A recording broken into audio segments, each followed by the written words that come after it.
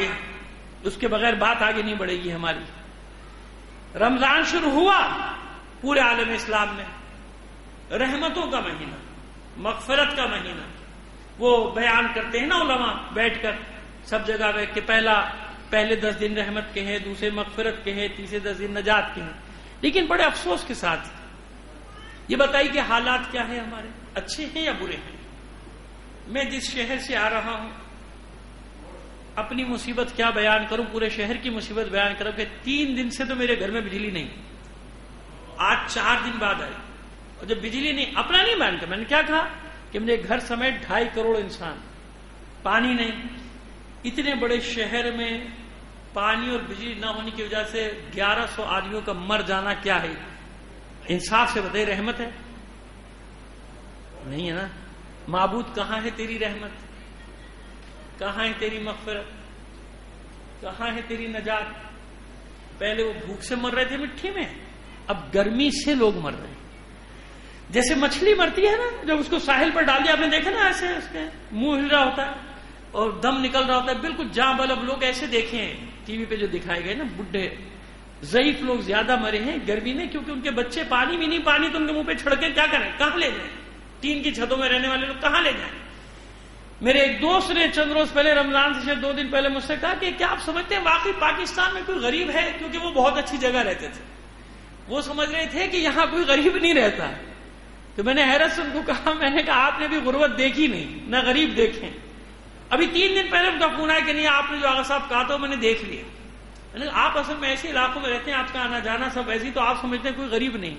اب جب یہ لاشیں جانی شروع ہوئی، مردہ کھانے والوں نے ہاتھ جوڑ لیے کہ بھائی بس میت ہے، آپ خود دیکھیں نا، میں کوئی اور افسانوی باتیں تو نہیں کر رہا نا، یہ سب چینلز دکھا رہے ہیں، ہاتھ جوڑ رہے ہیں کہ بھائی اب میتیں رکھنے کی بھی جگہ نہیں ہے، سرد خانے ختم ہو۔ کتنے بڑے شہر میں یہ کس کی وجہ سے ہے؟ کیوں ہے؟ جو بات میں عرض کرنا چاہ رہا ہوں، کہاں گئی رحمت اللہ کی؟ شیاطین تو بند ہو گئے، کون سے شیطان ہے جو ہم پر مسلط ہے؟ جہنم کا دروازے تو بند ہے، یہ کون سی جہنم ہے جو حکمرانوں نے ہم پر کھول دیے ہے نا؟ کتنا بڑا کام ہوتا ہے۔ معذرت کے ساتھ یہ 2-4 باتیں برداشت کر لیجیے گا، آپ جو بھی خیالات رکھتے ہو رکھتے ہو، میں بھی اپنے خیالات رکھتا ہوں، تو مجھے بھی اپنے خیالات رکھنے کا حق ہے نا، خیالات پیش کرنے کا حق ہے۔ کتنا بڑا کام ہے، 1.5 لاکھ آدمیوں کو فائدہ پہنچا رہی ہے ایک بس۔ کتنے؟ 1.5 لاکھ آدمیوں کی مفاد ترجیح پر رکھا جاتا ہے، یا 20 کروڑ؟ ایک پروجیکٹ 70 ارب روپے میں مکمل ہوا، ایک 44 ارب روپے میں، اور اس کا کتنا پروپیگنڈا کہ 1.5 لاکھ آدمیوں کو روز فائدہ ہے۔ اس رقم کو جمع کیجئے 1.5 کھرب روپے کو، اس 1.5 کھرب روپے سے کتنوں کا فائدہ ہو سکتا تھا؟ 20 کروڑ ترجیح دیں گے ان کی ترجیح وہ 1.5 لاکھ ہے جس سے ان کا پروپیگنڈا ہو اور جس سے ان کی دنیا میں شہرت ہو سکے۔ خیر یہ تو ایک جملہ معترضہ سوچنے والوں کے لیے کہ یہ اربوں کھربوں روپیہ کہاں سے آ رہا ہے بھائی، لیکن وہ سامراجی معاہدے بکے ہوئے لوگ، غلامی کے معاہدوں میں جکڑے ہوئے لوگ، ان کو سامراجی معاہدے کہا جاتا ہے کہ یہ نہیں کر سکتے، یہ نہیں کر سکتے، کوئلہ نہیں نکال سکتے، سونا نہیں نکال سکتے، بجلی نہیں لگا سکتے، اور تھپڑ مارتے ہیں یہودی ان کو، تھپڑ۔ ہمارے ملک کا سربراہ رمضان سے 1 دن پہلے بڑے شوق سے بڑے جوش سے بیٹھ کے کہتا ہے بے فکر ہو جائیں، رمضان میں لوڈ شیڈنگ نہیں ہوگی، افطار سحر میں تو ہوگی نہیں۔